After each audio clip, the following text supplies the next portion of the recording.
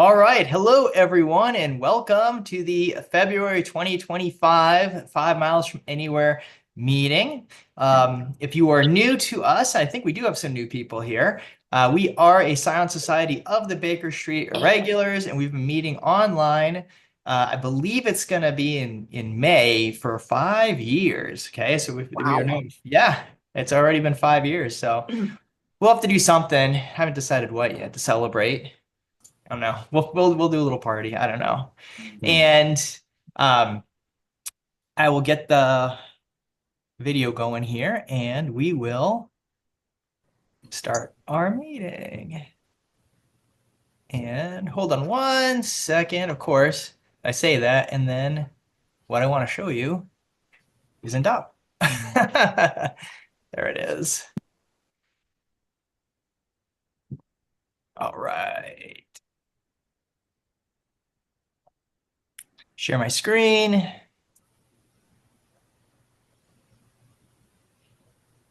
Yes. There we are. We're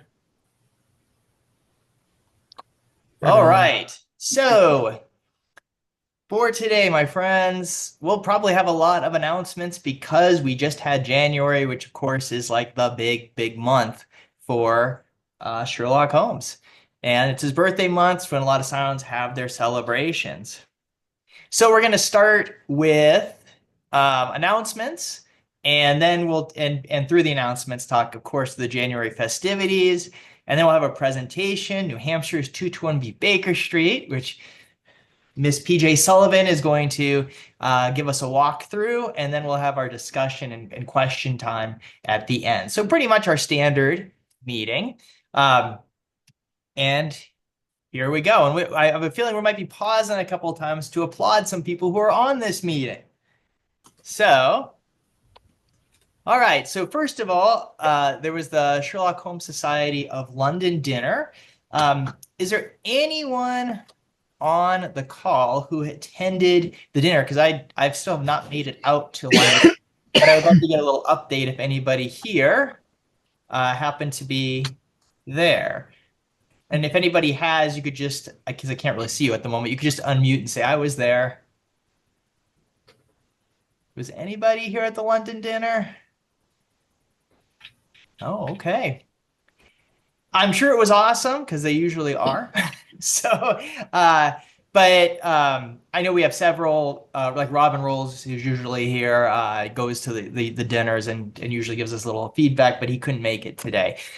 So if you are at the dinner, I'm sure it was wonderful, and maybe next month we can get someone to give us an update on the London dinner, because I don't think anybody here that I can see. I was looking at the messages to see if anybody else said that they were, but nope. Okay. All right, let's move on then. And let's talk about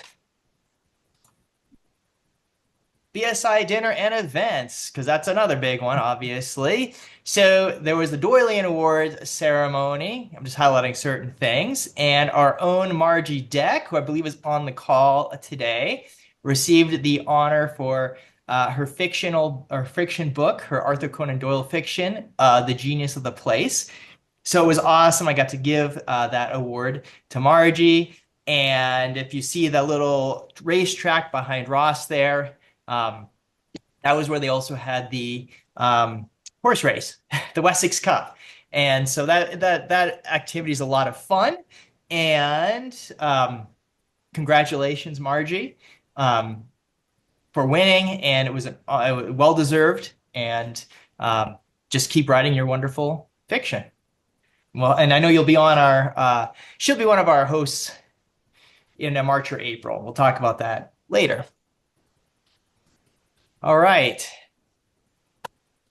And then we had the Broad Street Regulars dinner Thursday night. So the PSI gathered together. We are the Solar Pond Society, and we had a dinner the Thursday night of BSI weekend. And this is our second one, and it's the Luther Norris PSI dinner.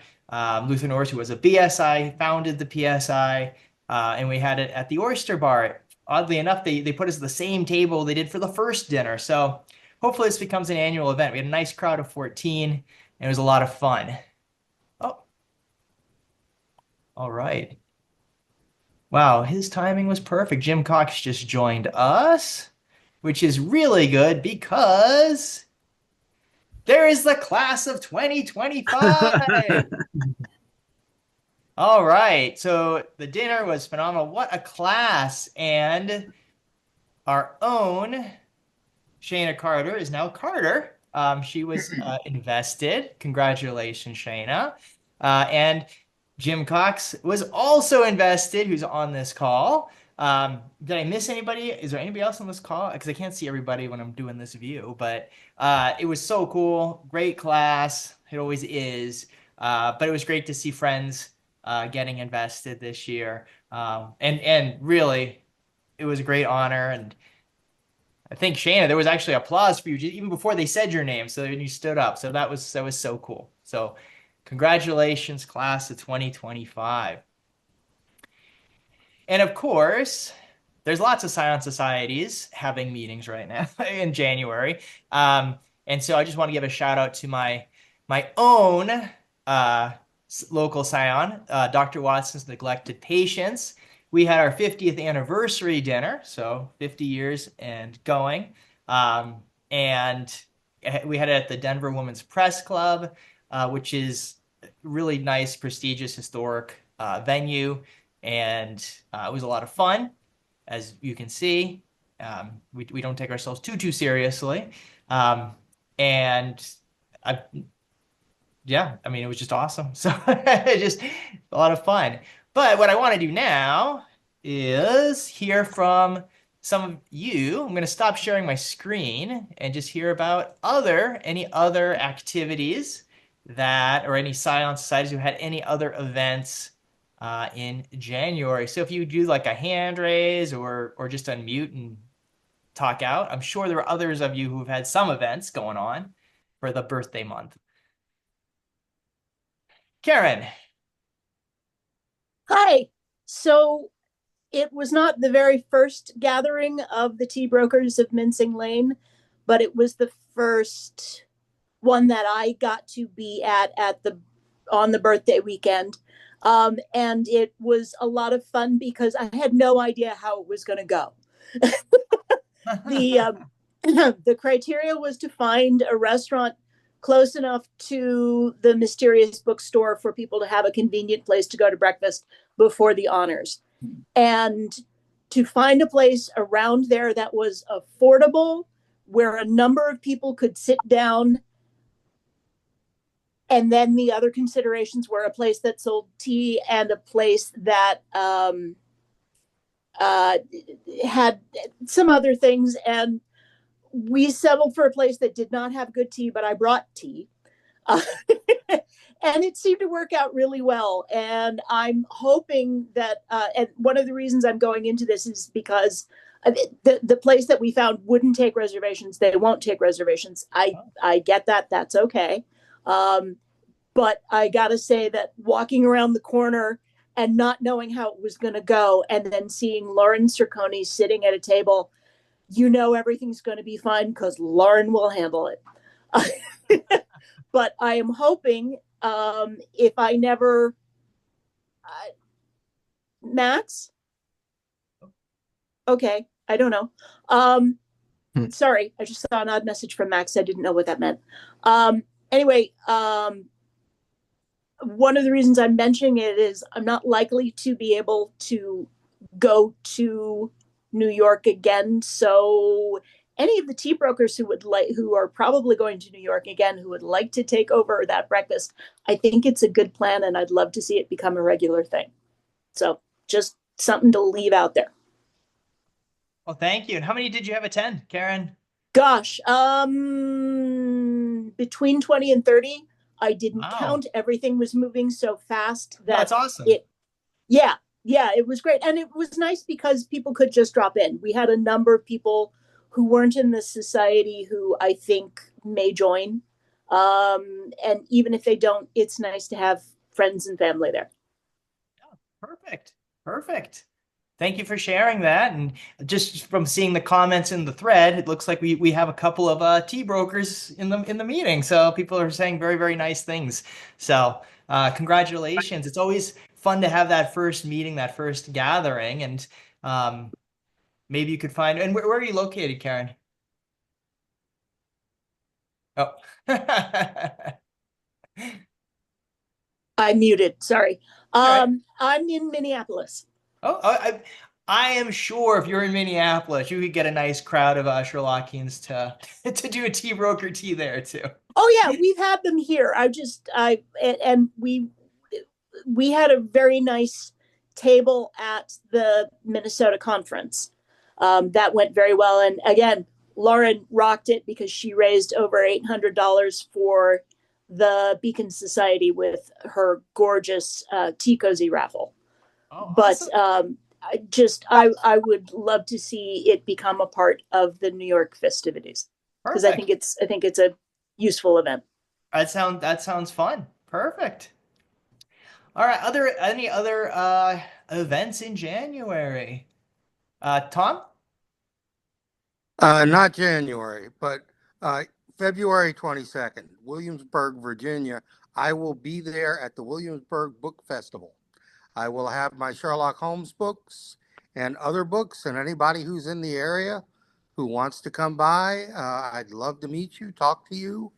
Um, it's a great festival. They have all kinds of authors, and it's a good time. And Tom, what were the dates again for that? February 22nd in Williamsburg, Virginia. Oh, 22nd. Excellent. Just Very, very cool. online, and they'll have the details of location and all that. All right. No, that's awesome. If anyone's in the Virginia area, definitely go. And we'll have Tom on again this year as one of our speakers, and he always uh, shares one of his pastiches. Excellent writer, and You thank you for won't letting us know. you What's that? won't have me on March 1st because I No. will be at another book festival. Well, that's But fine. I'll tell you about that later. We'll get you later this year, though. Don't you worry, okay?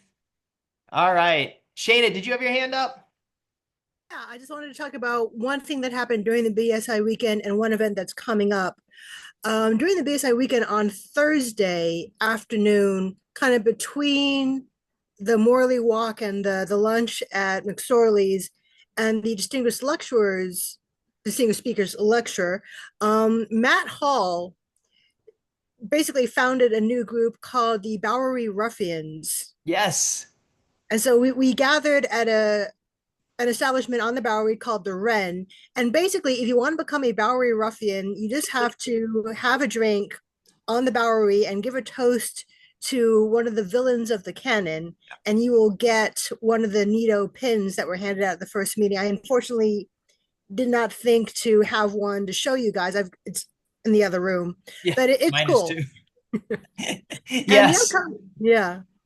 I don't even think you have to toast a villain. He said if you just have a drink in any place called the Bowery, including your That's true. hometown Yeah. That's true. bar Yeah. So called the he opened it Bowery. up.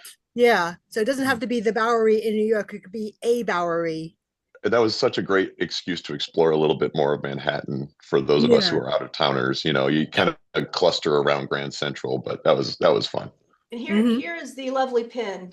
Oh, The Yeah. round, yeah. the round Oh, one. excellent. Kindle's got it. There it is with the upside down rabbit. Is it Yeah. is A it the rabbit and Bowery a top Boys hat. and the Dead Rabbit? Is that the two gangs that it represents? Mhm. I believe that's correct. Hey, And and yeah, I'm just going to interrupt you for a second since you and Jim are right next to each other on my screen. Let's give a round of applause for Carter and Cox in their new BSI class. thank you. Oh, that's awesome. All right. You let's both see. looked smoking hot, by the way, in your best garb. Thank you. All And right. just a reminder, the Ash Wednesday gathering is coming up first weekend in February, which I believe is this coming Wednesday. Not first weekend, first Wednesday. Good Lord. Yeah. And if you're on the mailing list, you should have gotten the email. I'm going to send a reminder out again, either today or tomorrow. If there's anyone who's not on the mailing list who would like to be, I will put my email address for it in the chat. Perfect. Thank you very much. And any other last announcements before we get PJ going here? Can I plug Holmes Doyle and Friends? Please do. Yeah, so the Holmes Doyle and Friends Conference in Dayton, Ohio is coming up on March 22nd, and details and registration forms are at the Agra Treasures website at agratreasures.net. And also, we'll be posting in the Strangers Room on Facebook. Excellent.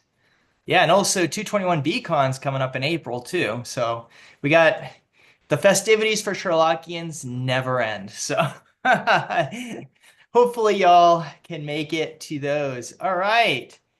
Edward has his hand Hey, raised. hey, Derek, And can I plug Sherlock Monthly, everybody? It's going to be on Saturday, February 15th, and I have two, and for the Priory School, and Nick Martorelli from the Priory Scholars in New York is going to co-host along with Mary Alcaro.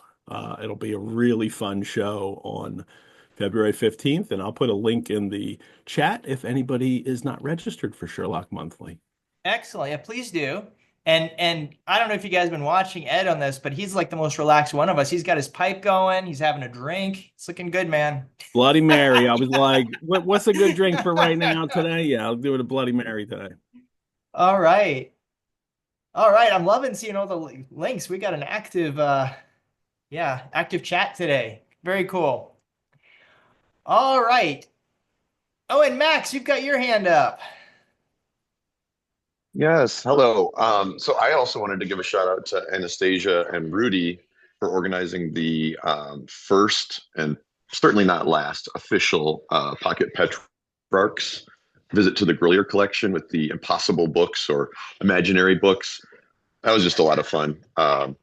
We we had a personal tour from Reed Byers, who was the curator and creator of a lot of those things, and Eve Kahn, who I found out by just shouting her name, Kahn, that she's actually William Shatner's cousin. And so, kind of an amazing coincidence, but I was just like, these books are cool, but tell me more. Yeah. Anyway, so next time you're in New York, if you pay attention to the spam that you're going to get from us, we will have almost certainly another outing. Very, very cool. Oh, yes. And I should probably mention on February 22nd, there's another meeting, actually. The Broad Street Irregulars is going to have our investiture meeting online. So after you buy some books from Tom, make sure you go online to join us, and I'll send the link out for that as well. And that's always a fun meeting. I'm going to talk a little about Derleth and the science fiction of solar ponds.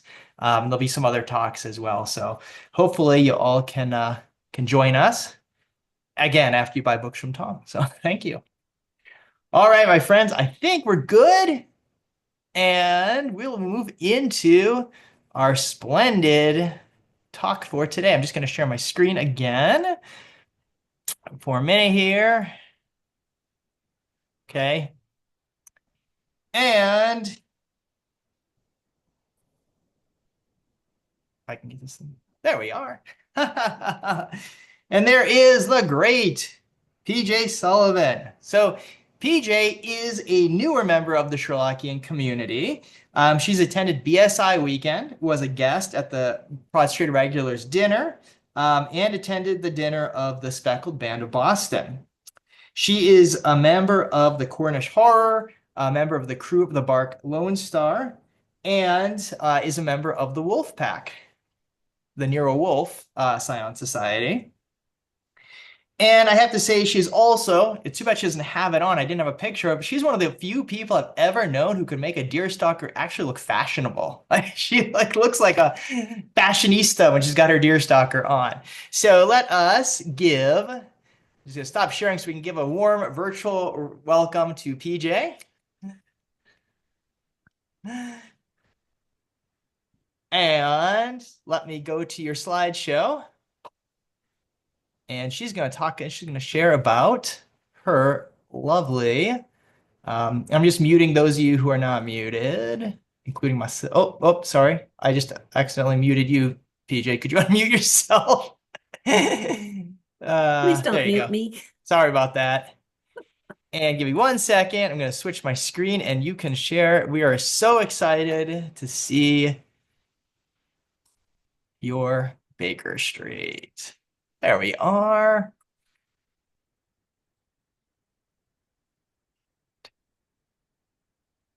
Whoop. Sorry about that. Let me. Oh, sorry. What am I doing? I don't know. Sorry, that's my bad, not yours. There you are. There you go. Here Oops. we are at the beginning. Yeah, I'm gonna Excellent. I'm gonna mute myself and then it's you have the floor. Thank you very much, Derek. Thank you for inviting me to do this.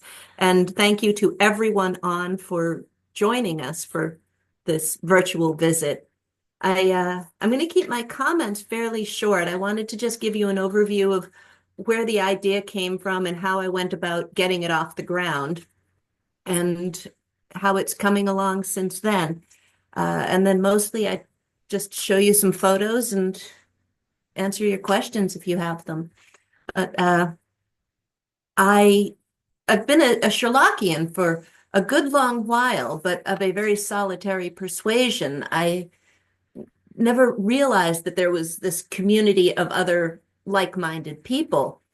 So everything that I was thinking about, or it was all just me, and occasionally my mother would listen to whatever I had going on. But I was sitting having a cup of coffee with her once. Next slide, please. And I mentioned to her that I was thinking about doing something with my home office. This was in 2018, and what did I need with a home office in 2018? Oh, go to work every day. I don't want to do it at home. And I thought, well, I'll do something else with this room. And I didn't know what on earth to do, a craft room or I don't know, cat cave, nothing useful. And without missing a beat, my mother says, I think you should turn it into Sherlock's consulting rooms from Baker Street. And just like that, we were off. It seemed like the only sensible thing to do with my space. And we started tossing around ideas and mapping out what the room could look like, and put together a nice binder full of ideas and graph paper with sketches and all sorts of things. And let's see, we ready to jump to, let's jump to next slide. Thank you. The internet is filled with various floor plans that Sherlockian artists have drawn up. My favorite is this one by Russell Stutler. I keep a print of it in my Baker Street. And I used these drawings to help me along the way, having to make decisions about what I could and couldn't include. My biggest limitation was space. My room is only about 10 feet by 10 feet. So I was going to have to make a lot of difficult decisions about what I could and couldn't include. Starting with the basics, I would need naturally a fireplace and both Holmes's and Watson's chairs on either side of it. But I only had room for one desk, so Watson's was off the table.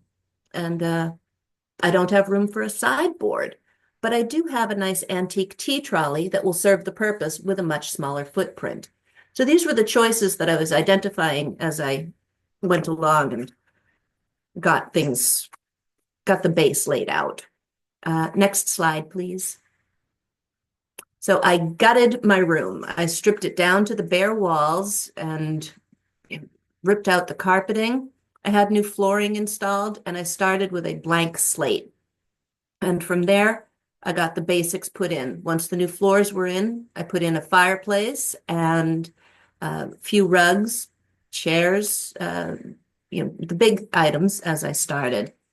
My hope initially, next slide, please,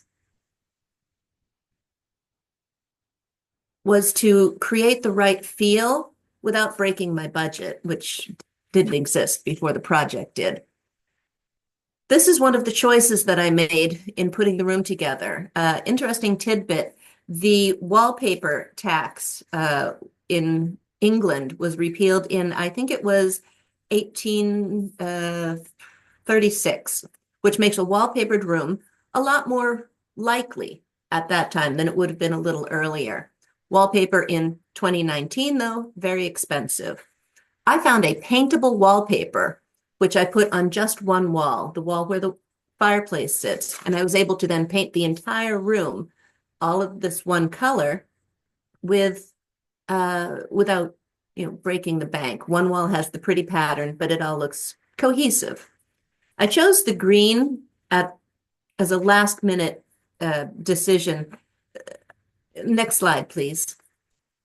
I had looked at a lot of different rooms online. My initial searches brought me to the museums at Meiringen and in London, but also, more importantly, to the Baker Street reproductions created by Denny Dobry in Pennsylvania and Chuck Kovacik in California.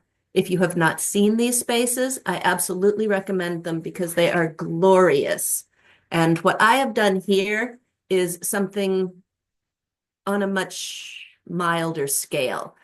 I love my room, but what Chuck and Denny have done is remarkably admirable, and I really recommend those spaces to you. Denny's room is red. Chuck's, I believe, is green. The museum at Reichenbach is papered in a red and green William Morris. Though I debated for a while, and I went with green, I think primarily for the arsenic implication. But once I got the base down, the walls, the floor, the rug, the fireplace, I was able to start adding in the various things that ought to be in that room. Let's see. I sorted out lists of necessities versus wants. A necessity is a fireplace. A want is a dark lantern. I referenced the Canonical Compendium by Stephen Clarkson, which is a most excellent source that includes within it, among many others, a list of items specifically identified as being kept in 221B Baker Street. And I also read the canon regularly, the text being my preferred method of consumption. Though I'm at it constantly and filing away ideas for new additions. I've tried, as I've gone along here, to balance authenticity with representation and canon with creative thinking. Next slide, please.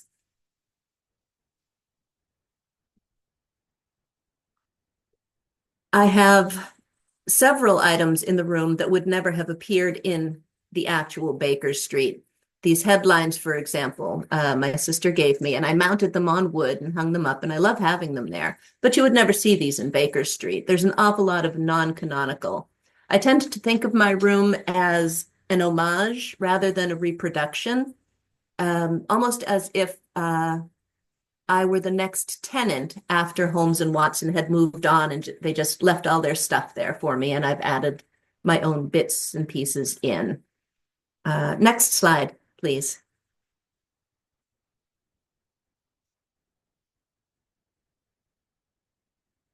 I have two bookcases in my Baker Street, and they hold the bulk of my Sherlockian books.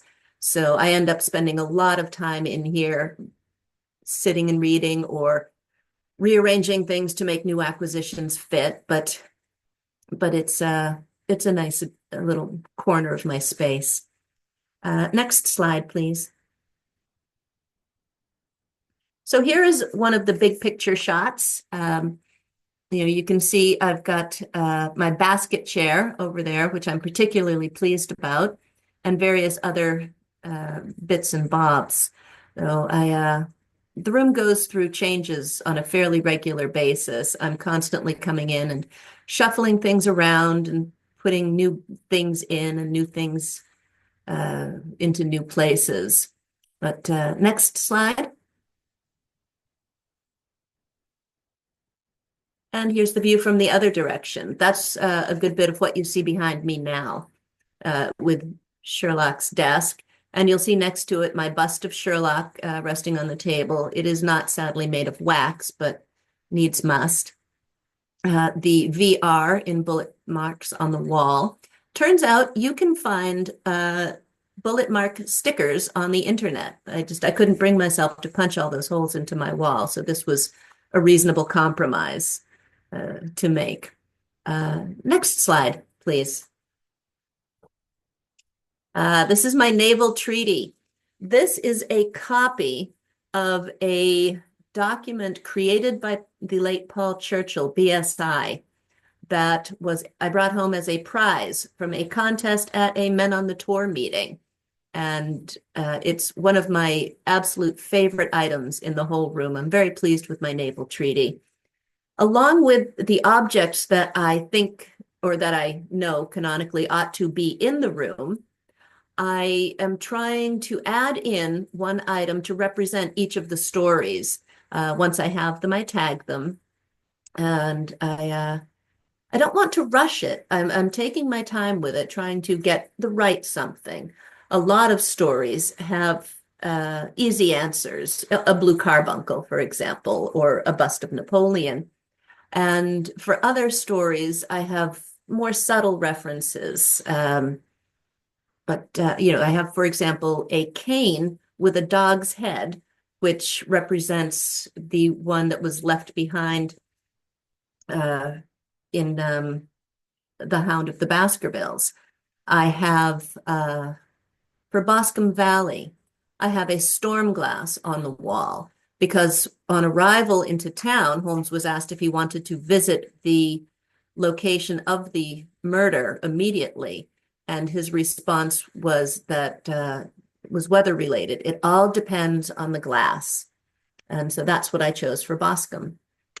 Next slide, please. The secret compartment in this chest contains the very excellent submarine plans that Dana Mancini sent over to me. He sent me the drawings from a presentation he had done. I sized them up, put them on some nice paper, and then I stained the paper in coffee to give them a more appropriate look, and I tucked them away in a top secret location. So the Sherlockian community has been incredibly generous for my room. My submarine plans, of course, from Dana Mancini. I have a nicer Napoleon than I first was able to acquire by courtesy of Steve Mason. I have an Arcadia mixture tobacco tin that was gifted to me by Denny Dobry himself while I was standing in his room visiting during one of his open houses. My dark lantern came from Chuck Kovacik, as did one of my most recent acquisitions, an 1893 Harper's Weekly, which, don't tell Chuck, now lies carelessly scattered on the floor, tossed aside exactly as Holmes might have put it. In January, at BSI weekend, Rudy Altergott gifted me a Masonic pin that I had been looking for with no luck at all to represent the one that Jabez Wilson carried in Red-Headed League. And Rudy was right there to the rescue. So, the community has been very, very kind about my room, very generous. Next slide, please. Here are my Napoleons. So I started out with the little itty bitty one, which was the most I could afford. And sometime later, Steve Mason sent me this much nicer Napoleon. So again, thank you, Steve Mason. Next slide, please. Sitting on a table in the center of the room, I have the Denny Dobry Arcadia mixture. There's the telegram, Why Not Tell Them of the Cornish Horrors, from The Devil's Foot. And that little wooden box contains the Musgrave Ritual and its accompanying string and peg and key. Next slide. Here's the Dark Lantern. Thank you, Chuck, for Charles Augustus Milverton. This is the one that Holmes used to break into Milverton's home that fateful night. Next slide, please. This drawer holds my items for Copper Beeches and Cardboard Box. The yellow honeydew tobacco box, as you know, is filled with coarse salt and contains 2 severed ears, which curiously enough, you can also find on the internet. The ponytail there, I actually grew that myself and lopped it off. Next slide, please. Here's a nice shot of Holmes's desk with the VR on the wall and various memorable items, or rather items of note. Next slide, please.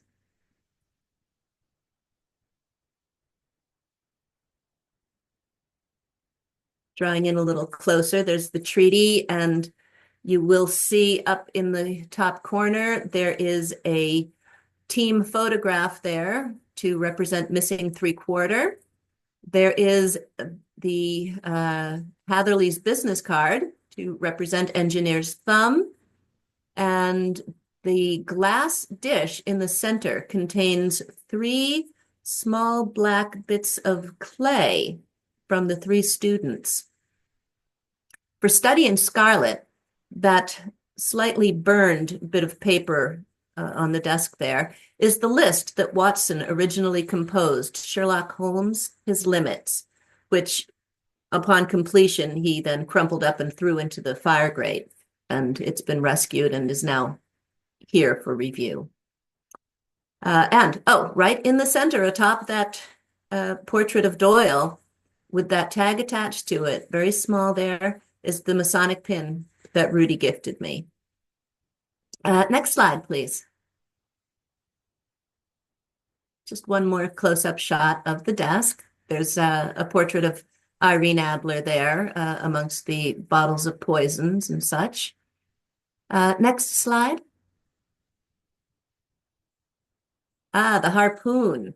So the harpoon from Black Peter actually came to me by way of my mother, who oddly enough just happened to have it lying around.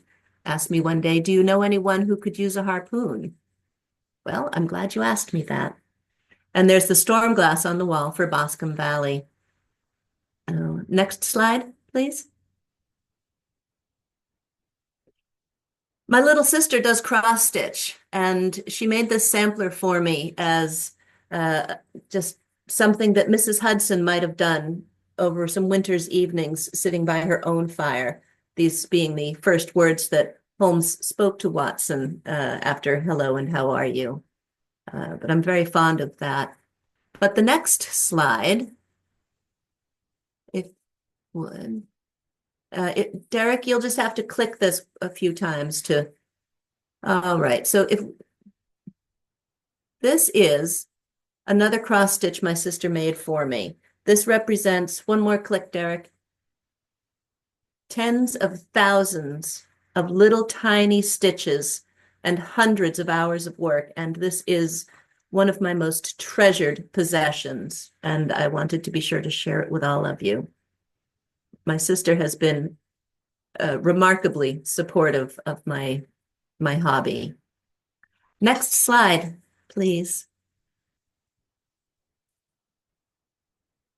I have had, at this point, having found the Sherlockian community finally, been able to host 3 Sherlockians in my room and one Sherlockian mom. This is one of my recent visits.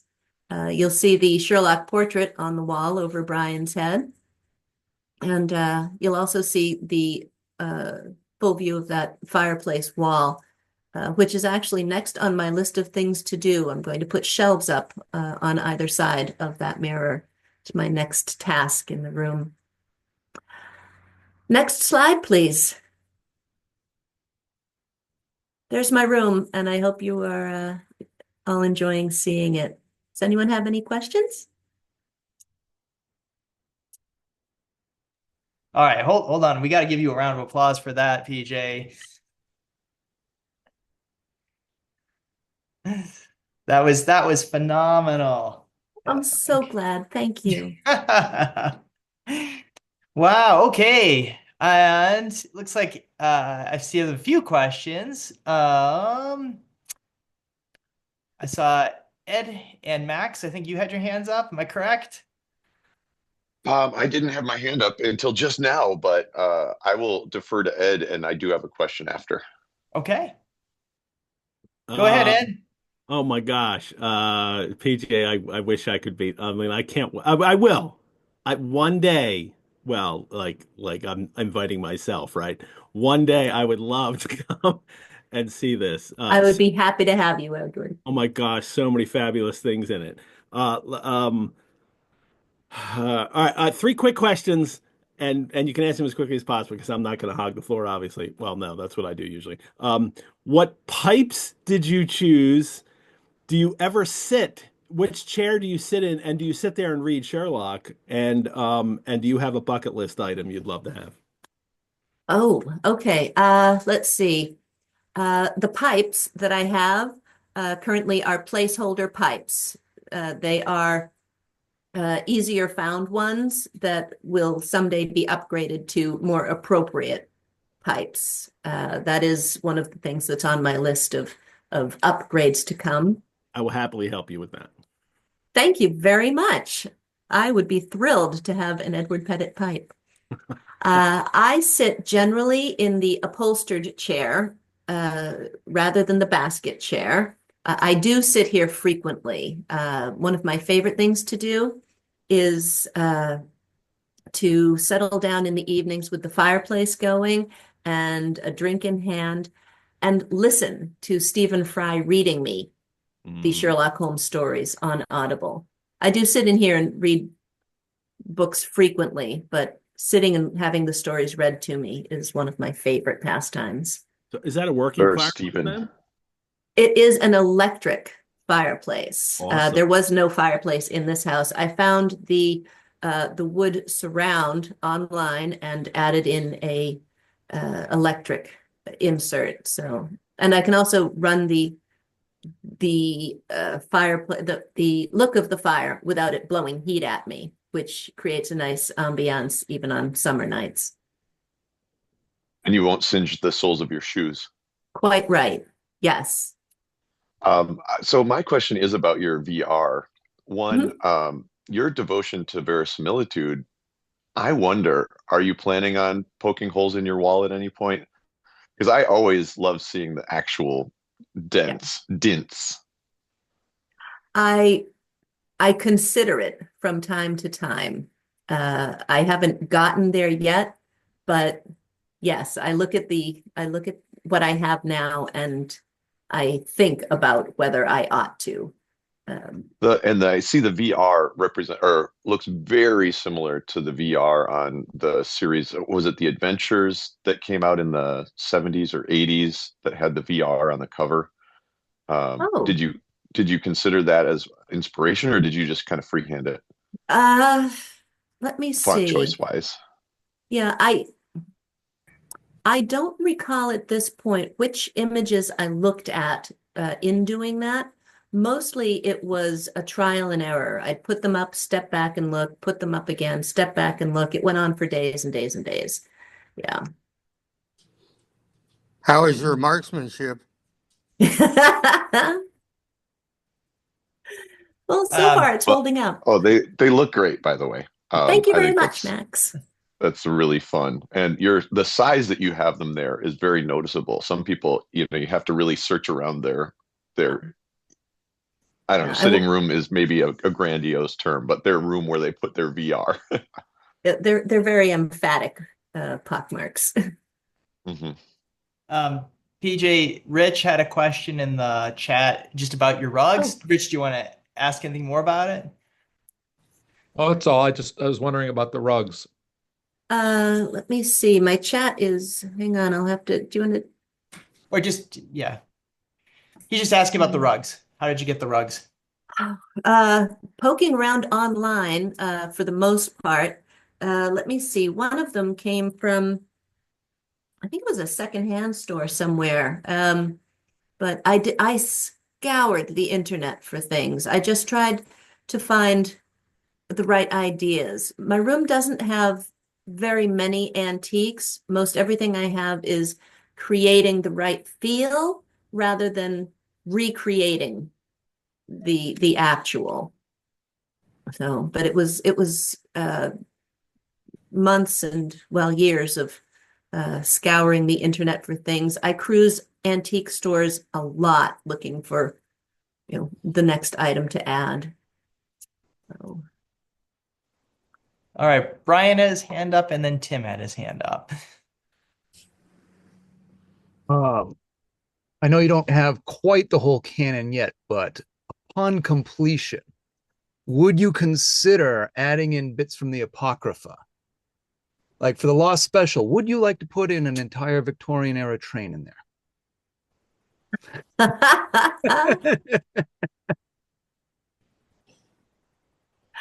Or at the very least, a watch for Man with the Watches.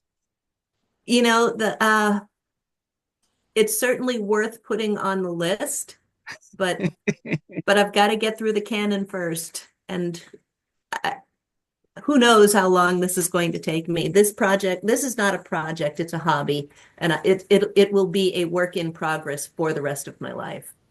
So, but yes, I suppose once I've finished the canon, there's going to be a next level. Yeah. Excellent. All right, Timothy, or Tim. Yeah, so you actually answered my question about if you did any other antique shopping, like if you went to the antique shops. But yeah. Back to Edward's question, I think you had missed one, was the do you have that, what's that one item? Do you have like a one item that you just, you really want to put in your collection? Yes, I did miss that question. Thank you. I keep a running list that I carry with me almost all the time, and it's a fairly long list. Everyone I meet asks me, "Do you have a gasogene?" And I know that's supposed to be right at the top of my list, but a gasogene is actually mentioned specifically in very few stories, so I don't feel the pressure for it. But as far as something very specific that I want very badly, I don't think there is just one item. What I want is just to keep filling it with all of the little things that are going to make the difference. The details that will really bring it up. The hypodermic needle, for example, is very much lacking from my collection at the moment, and I am very aware of that. Things like that, I think, are what I'm really focused on, the little bits. So, Tantalus, yes. I've got a couple of questions for you, and then I see Lee also does. One of the things I really liked about your talk was how you mentioned your family and how they supported you. Could you say a little more? I think a lot of us were intrigued by that harpoon story. Your mom just happened to have a harpoon laying around. And so if you could say a little bit more about that, and also just about your sister and her, because she's a very talented sister, right? And how did she's she come remarkable. about? Yeah, and how did she come about making that? Was that her, like, this something you asked her to do, or did she just surprise you? Well, let's see. For the harpoon, my stepfather was a collector of, a very non-specific collector of random historical weapons and, things, just things. But he had a harpoon among his collection, an actual, real legitimate, very old harpoon. One day my mother was, after he had died, she was, sorting through and cleaning out all of his things. And just one day after, spending, weeks of, cleaning and sorting and packing, again, over a cup of coffee, she just sort of, in that sigh, "I'm so tired of all of this stuff I have to do" kind of voice, she says, "I don't suppose you know anybody who needs a harpoon?" It's funny you should ask me that, Mum. So I packed up the harpoon and I drove it up to New Hampshire and hoped desperately that nobody would rear end me. And and that's where the harpoon came from. But the cross stitches, that is my little sister's special skill. Uh, she's remarkably gifted, but she is also extremely generous with her time and her talent. The Sherlock Holmes, the portrait she did for me was a birthday gift, a complete surprise. I can't even imagine how long that took her, but I do cherish it. The sampler came about, I think, out of random conversation, some throwaway comment I had made about you have been in Afghanistan, I perceive. And she, went off and looked for, what kind of a design she would like and made it all up all by herself and gave it to me for, I think, Christmas once. But yeah, she's been, my mother and my sister have both been very very supportive of my idiosyncrasies. My mother's a great one for listening to me rattle on and on and on about it. Sometimes her eyes will glaze over, but she still smiles through it, which is nice. When I will say about my sister, after I attended my very first BSI weekend, I came home absolutely ecstatic over all of the people I had met and the stories they were telling me, and that sense of community. And, my sister and my mother listened and smiled and, were very pleased for me, of course. My little sister looked at me and she said, I just think it's so nice that you have finally found your people. And I have. So, here we go. Thank you. Lee, you have a question? Yeah, just a quick one. I was wondering if you had a Turkish slipper or were looking for one. I do. I have a Turkish slipper with a tobacco pouch in the toe. I absolutely do. Keep it right next to the fireplace. Yeah, that was an early acquisition. That was one of the first things I thought I needed right off the bat. I don't actually keep it filled with tobacco, but I do have the pouch. Another question in the chat for you was, are you posting pictures like on Facebook or online as you're like of your sitting room? I don't. I am not really a user of social media. I keep a Facebook account primarily because I met up with all of the Sherlockians and I want to be a part of that. It actually hadn't occurred to me, but maybe I ought to do that. Thank you. There's also some lovely pictures of Max McGee's dad shooting the VR. I think that's what that is. That is terrific. That's great. Yeah, good on you, Max, for making that attempt, actually shooting the VR. And then one person asked, Larry asked, when did Brian and I go visit your 221B? It was back in October. Yeah, we visited. I was in New Hampshire, and we had gone to the exhibit on Houdini and spiritualism at the Peabody Essex Museum, and then we went back to PJ's house and got to visit her room. And our mom was with us too, so it was cool. It was really fun. She loved it as well. She talked all about it on the way back home, PJ. So it was very, very cool to have that. That was a nice visit. I enjoyed that very much. Yeah, highly recommend if any of you guys are in New England. I don't even say New Hampshire because New England's close enough. You can get to PJ's. Definitely go visit. It's a cool sitting room, and she's a delightful host. And if you can do it in the fall, she's got a gorgeous yard. It was all foliage. It was a really nice visit. Any other last questions? Because we are almost out of time, my friends.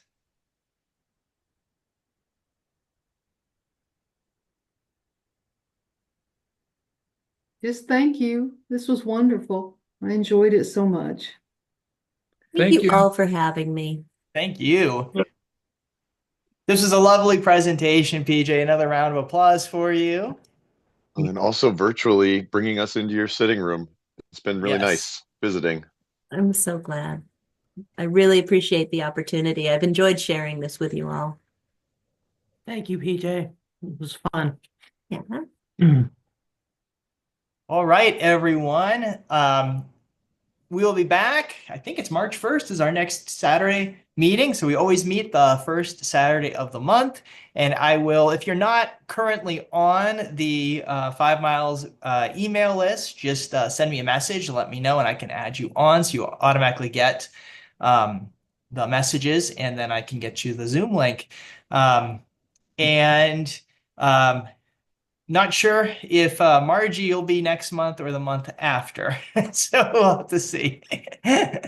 Margie's going to be coming, guys. It's going to be an awesome one, too. Just give you a heads up presenting. So, but I will let you know the order of things, and we'll have some great Doylean activities coming up. So I have to get my cohorts lined up, so we'll get that sorted quickly. okay.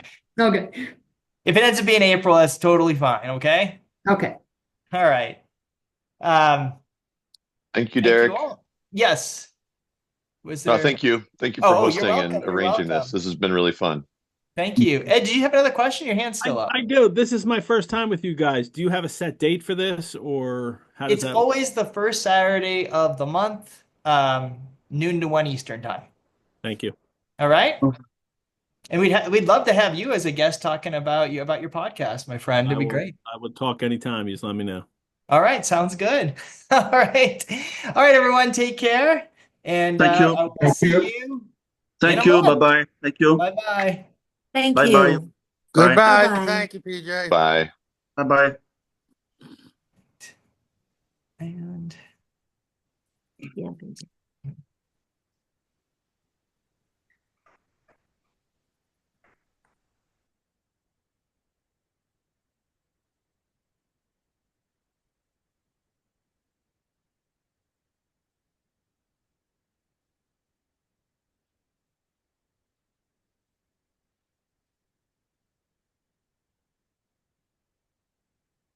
all right.